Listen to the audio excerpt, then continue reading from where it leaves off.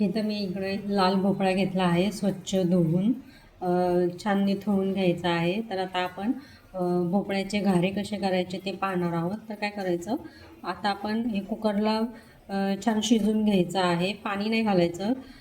कुकरला 2 शिट्ट्या काढून आपण घेणार आहोत.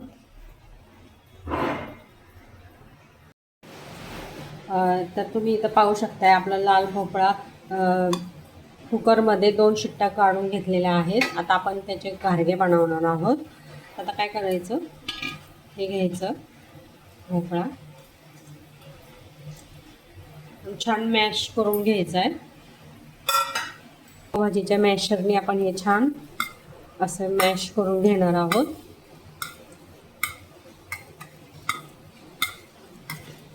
मध्ये मावेल इतकं आपल्याला थोडासा गूळ घालायचा आहे, जितपत गोड आहे तेवढं.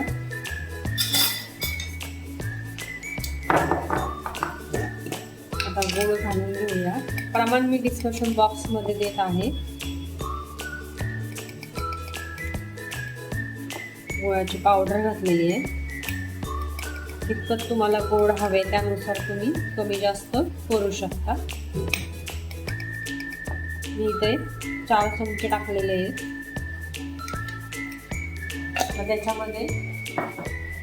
त्याच्यामध्ये आपल्याला तांदळाचं पीठ, प्रमाण मी डिस्क्रिप्शन बॉक्समध्ये देत आहे. इथे आपण तांदळाचं पीठ घातलेलं आहे. आता गव्हाचं पीठ घालूया. जितकं मावेल तितकं आपल्याला घालायचं आहे, पाण्याचा वापर करायचा नाहीये.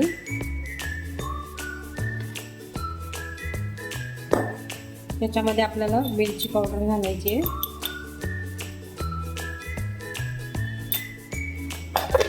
आणि चवीनुसार मीठ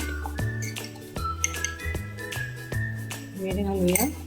आता हे आपल्याला छान मिक्स करून घ्यायचं आहे. पाणी वापरायचं नाहीये त्याच्यामध्ये, ऑलरेडी भोपळ्यातला पाणी सुटतंच. आता हे छान आपण मळून घेणार आहोत. लागलं तरच पीठ घालायचं, नाहीतर नाही घातलं तरी चालेल. जास्तही घट्ट नाही, जास्तही पातळ नाही.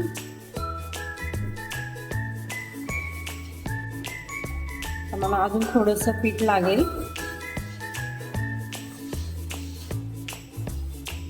थोडंसं पीठ घालून घेऊया.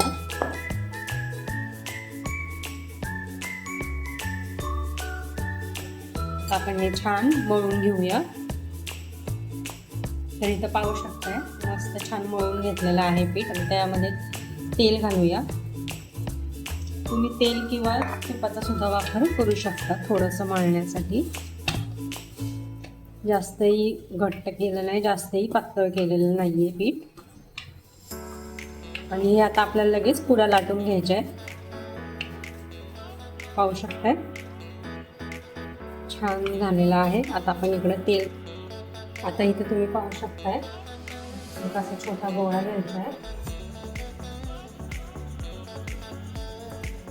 पाहू शकताय असा, आणि थोडंसं तेल लावायचं.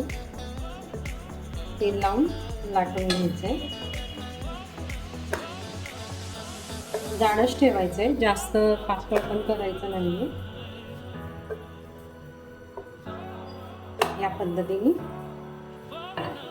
या पद्धतीने आपण मस्त पुऱ्या करून घेणार आहोत. अजून एक दाखवते तुम्हाला.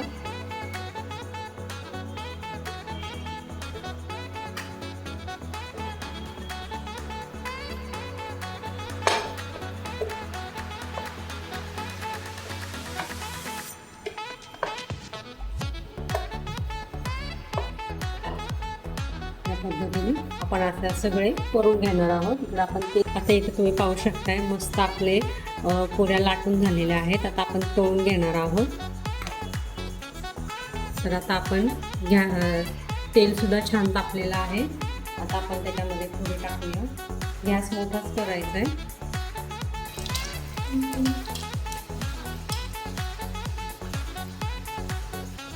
थोडंसं बारीक करूया.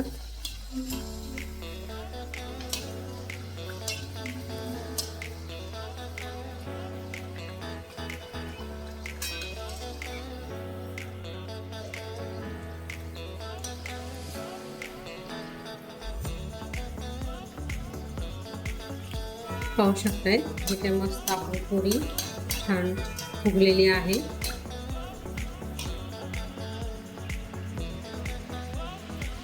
अशाच आपण सगळ्या पुऱ्या करून घेणार आहोत. आपण टाकून बघूया. सगळ्या पुऱ्या आपण अशा करून घेणार आहोत. असं तेल सोडायचं आहे वरून.